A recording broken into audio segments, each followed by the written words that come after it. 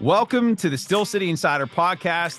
I'm one of your hosts, Jeremy Ritz, alongside Jim Wexel, publisher of the Steel City Insider. And today we have two-time Super Bowl champion and current Steelers sideline analyst, Max Starks, on the show. Max, welcome. Great to have you here. Great to be here. And of course, great to be on the Steel City Insiders in some shape or form. Heard about Wolf for all these years, so now I get to join the crew. Hey, Max, we had you in a picture yesterday on our lead story. Did you see that? No, I missed it yesterday. Yesterday was a very long day, but I'm going to have to go in and look for it. I believe it was a picture of Pickens, and you were on the sideline. I can't remember if it was Pickens or, I think it was Pickens, and you were on the sideline, Yeah, was I staring him down? Hopefully not. You were looking at him like, what are you doing now? That sounds about right. Well, let's not waste any time. Let's get right into it. First of all, Max, can you give us your biggest takeaway from the loss Sunday to the Cowboys, and what was the Steelers' biggest problem? Well, when I look at just kind of that game and the moments that were missed, I think that was the biggest storyline, missed opportunities. I look at the turnovers that were generated, especially having 3 red zone turnovers in that contest and not being able to capitalize on those extra possessions. The continuity with the offensive line and the running backs is very visible that it is not there. So this is a team that's trying to pride itself in masquerade, as Wex was saying earlier, about being a running football team. I think this team, if you're going to run the football, know the personnel you're running specific plays for when running the football. Najee Harris is not an outside toss zone type of runner. He is a between the tackles, wham, trap, counter type of runner, man blocking scheme, doubles. That's what he's used to. Give that man a fullback. He needs a fullback. He was successful in Alabama as having a fullback. Give him a fullback in those situations, and then you can see what he can do. The Jalen Warren, Cordero Patterson, outside toss, read it, one cut type of player, that's not Najee. And I think that was something they kept hammering their head against the wall, trying to figure out why it's not working, versus knowing it's the personnel, not the play itself. Max, I kept hearing from people saying that you were critical of the offensive line. Now, I didn't listen to the rest of the show today after I got off with you and Wolf, but were you critical of the technique of the offensive line? I was a bit critical. One of the things that's kind of been bothering me, I think, probably for the last 2 years or so, is the lack of 3-point stances amongst the offensive line. Like, too many guys going in 2-point stance and the leverage disadvantage it provides you, because you're already talking about tall guys, 6'6", 6'7" guys, 6'5", that are in a 2-point stance when the defender across from you is in a 3-point stance. You've given away about 6 inches to a foot of leverage. So now, instead of me being able to go forward, I've now got to adjust myself and scrunch down and then push forward. By that time, a guy who's in his 3 points already into your chest. So that's why you see a lot of flat movement along the line. You don't see the movement kind of arcing up. Now, Mason and Zach's in a natural 3-point because he's snapping the football. Mason's one that feels more comfortable in the 3-point. So you kind of see that fire off and pop. And when we talk about guys who are finishers and the maulers right now, those are guys in 3-point stances. It's very rare, outside of exerting a lot of extra effort and being highly inefficient to get to that point, can a guy in a 2-point stance finish a guy off in that perspective. And I get there's some toss zone aspects where they need to be able to get out. But I remember Broderick Jones in one specific play got out way too soon, and the defensive end just ran straight ahead. He didn't even really make a cut and made a play in the backfield because he was trying to get outside and trying to hook him, and he ended up misjudging that.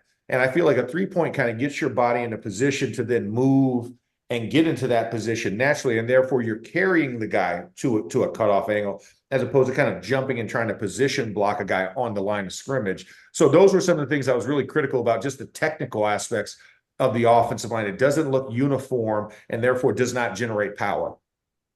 Okay, and now, Max, you work for the team. Can you, or do you want to, criticize the O-line coach for this? I think I could, but I also look at the time that's necessary to work on that. The coach doesn't get that time. They don't get enough time to work on these things in season adjustments, because you only have so much time on the field, which it needs to be a physically repped deal to get a guy comfortable with it. And then there's so much in the game plan and inside of the corrections and everything else. You're trying to squeeze, five pounds of potatoes in a 2-pound sack. So I could blame Pat Meyer. That would be the easy thing, but I also know the difficulties and the parameters that Pat Meyer is working under is that you don't get that time, especially during training camp. Wex, you were up there. They get that time on the field, those couple of possession times where they can work with the offensive line, and then everything else is team-based, and then you don't get a second practice. There's no second practices anymore, and they're not even allowed on the field with a coach. They can go down by themselves, but there's no instructional period time in training camp, so there's not that time. So now you're relying on guys to go away in facilities and train those aspects. And, it's something I've been used to, and I know the job that we get every offseason when linemen come out here to Arizona to train. That's what we're usually working on. And so now it's on the onus of the players to find those places and work that technique by themselves away from the team facility, because that's where time is present. Time is in a vacuum during a season and at the team facility. So does Broderick Jones need to get his butt out to Arizona? Hey, listen, I would love to have Broderick out here. I feel like we could do a lot of good things with him, and I feel like he would come back a very strong player. I mean, one of the guys I remember was very similar to Broderick as far as playing experience from college and transitioning to pro was DJ Humphreys. DJ came out, and DJ was essentially on a redshirt year his first year in the league, because they're like, this kid hadn't played any games. He played about 14 games, got drafted in the first round, and essentially set the entire time. And I'll never forget the Cardinals. Steve Kibe came over to LaCharles Bentley and said, "Hey, Chuck, I need you to get this kid ready to play next year. And I need you to put the work in." And we developed consistency with him, because every time we had to do a pass set, it was a different stance. Every time we had to get in a run position, it was a different stance. And so we said, no, what's the Bruce Lee method, right? You want to practice 1,000 kicks once, or you want to practice one kick 1,000 times? Which do you think is going to be better? And we had that time because we had an off season to do that.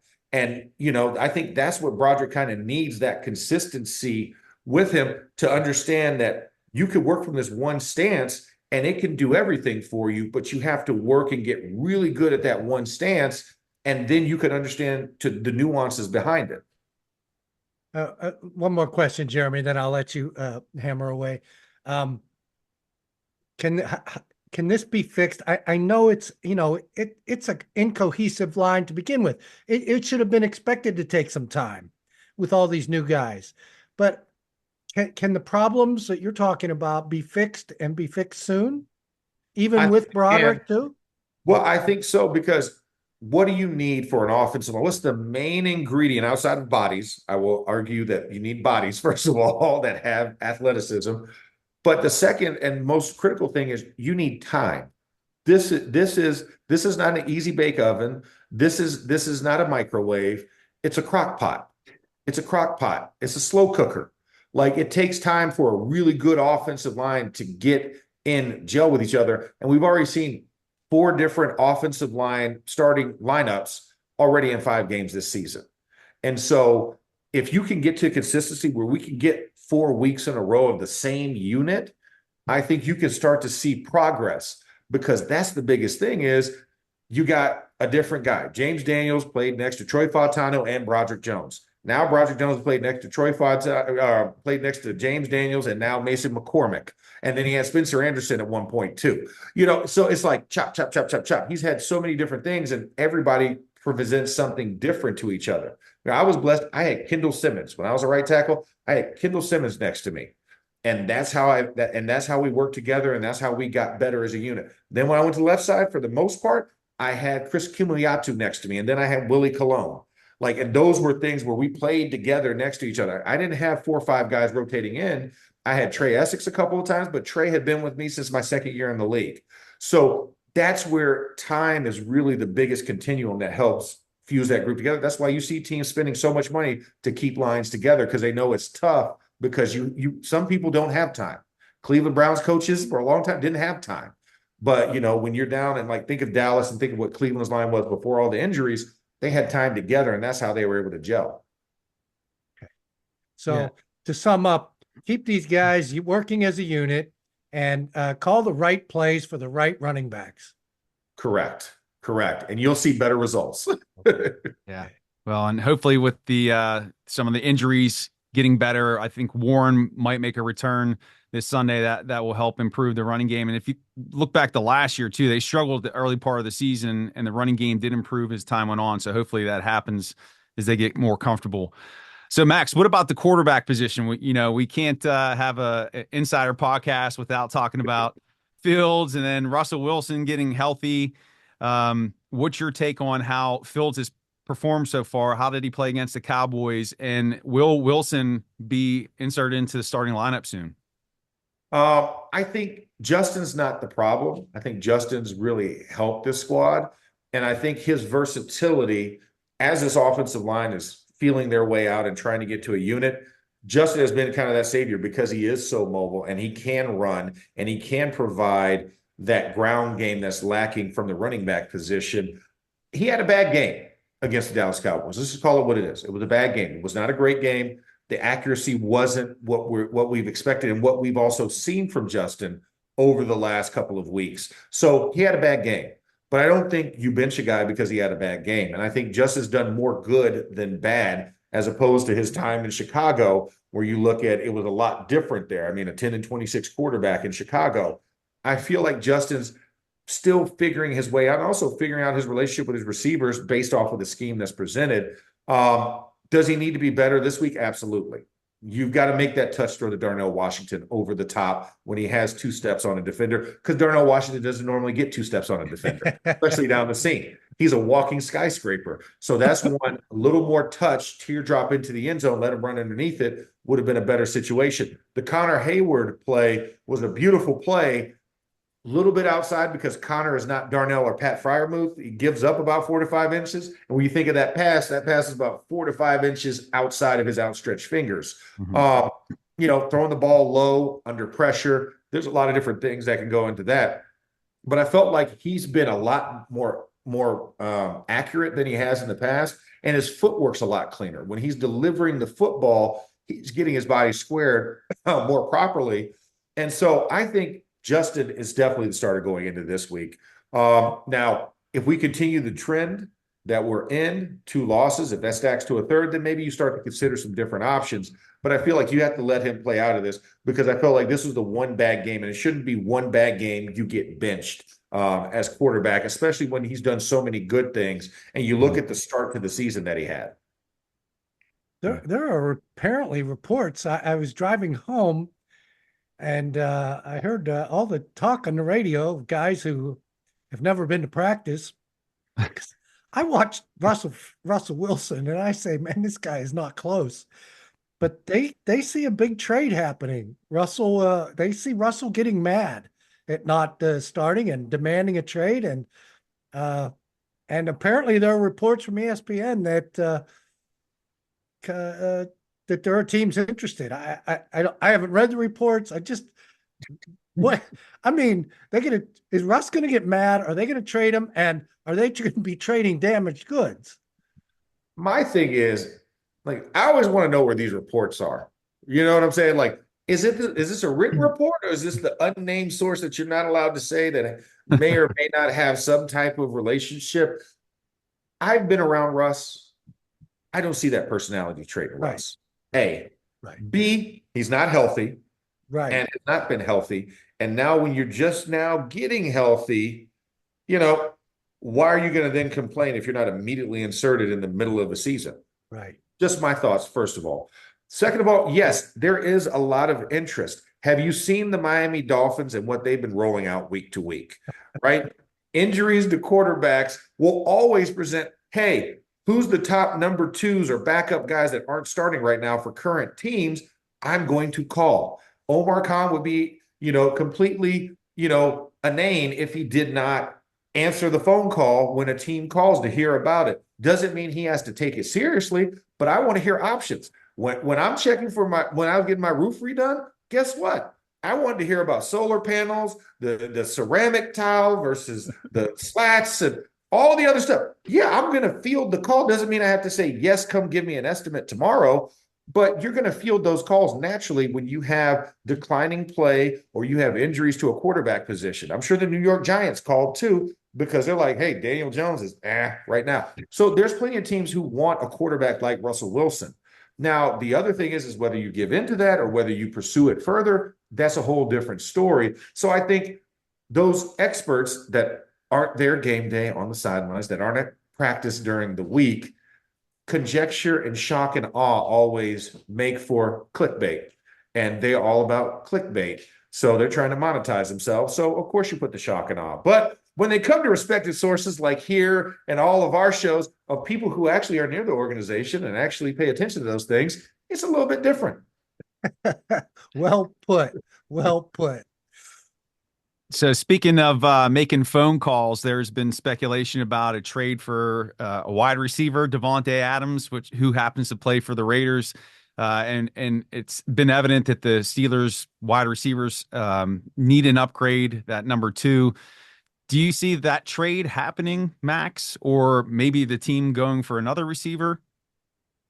I think if we didn't get fully serious about Brandon Ayuk, I don't know what a Devonte Adams, who we don't know the severity of his injury, whether it is mental or it is actual physical injury to him.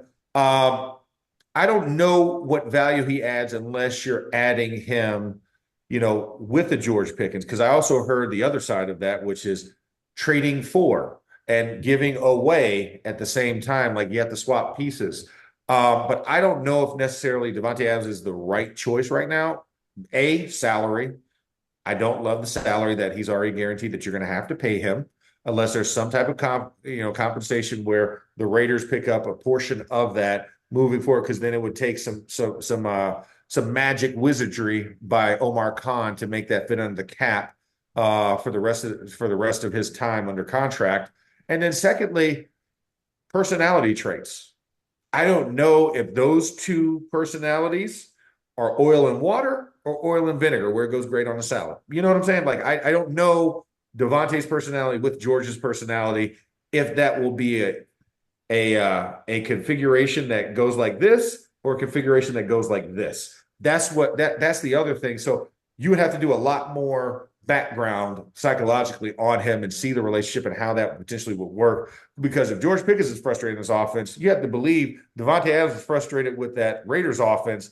He's going to come here. It's not going to be much different until the team starts to get their stride.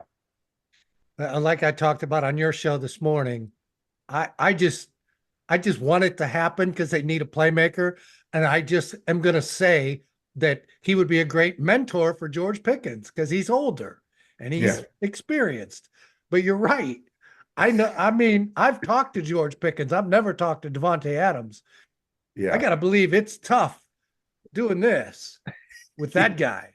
Yeah, I mean, he seems like a nice guy. Don't get me wrong. He's not surly, but he's out there. Out there a little bit. Yeah. And as we see on the field, and as far as the money and Omar's wizardry, they don't make shenanigans happen in the middle of the season. Because that would require somebody to free up some cap room by redoing their contract. And they don't redo contracts. They would, and they don't, I'm sure they're not going to redo Adams right now, because that still goes against team philosophy. As I did that history book, my book is released. And by the way, thank you guys for the platform this morning. I got some orders. I was listening to you on the Max and Wolf show. Hey, perfect. Those inscriptions are going to be really nice. But I believe it was 93. They redid Rod Woodson in the middle of the year after 2 games. And then they redid Barry Foster, the highest paid corner and the second highest paid running back. And the rest of the year were complaints by DJ Johnson, the corner, Cooper, the tight end. There was like 3-4 guys who complained. Well, why don't they redo my deal? All those guys were shipped out at the end of the year, and Tom Donahoe said, no more in-season deals, and they haven't done it since. And that was why, because it really caused turmoil. Yeah, well, you're right. I mean, when you have a bunch of highly trained, physical, aggressive, testosterone-riddled guys, this is what you're going to get, right? You're going to get people feeling like, why not me? I've done this work, I've done that work. Why did he get picked? Why didn't I get picked? It's the old schoolyard basketball, game where it's like, you want to be top pick, you want to be captain, or you want to be picking first. You don't be the last guy picked out the group. Like, well, okay, I guess we can take you. You're better than the other person over there. We're basically picking your Yeah. friends right in front of them. Yes, exactly. And I think that's where the Steelers want to avoid that, right? Because you want to keep that locker room chemistry, that locker room camaraderie and morale high. So it's like, if I didn't do it for you, I'm not going to do it for you. I'm not doing it for anybody. I don't care who you are. If we don't get it done by the beginning of the season, we got to wait till next season. And that's just business as usual. I'm all for, if the Raiders take care of some of that money and your investigator says Devonte Adams has good character and you want to trade Pickens and get some of that draft capital back, I'm for that. I'm for that. I've seen Devonte Adams take over games. I like last year against the Steelers. They didn't win, but what do you have, 14 catches? Yeah, he caught everything. Yeah, he was like Spider-Man out there. And I know he's a little old, but I don't know. I mean, at least one lead dog.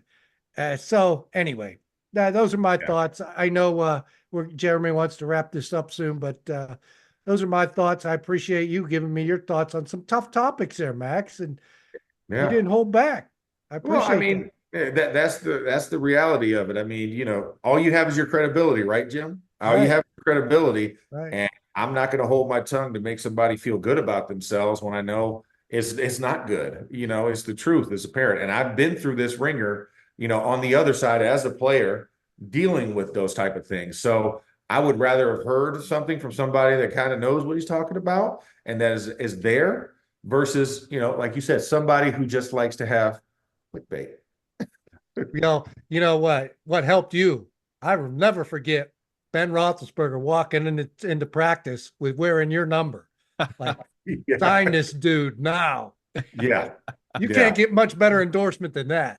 Yeah, no. I was blessed and fortunate. And like I said, I mean, and Ben and I had a great relationship and I knew how Ben played. So, you kind of alter your game to that. And that's what I talk about. You find the right guys to fit what your backfield's doing. And, when you have that relationship, hey, it's going to be a tick longer with Ben. You make it a tick longer. You find a way because he's going to shrug off 1 to 2, but you got to block the other one, especially when he's coming around reversing field on you. And you're like, wait a second, this was a 3-step drop. Why is the ball still in your hands? Outstanding stuff.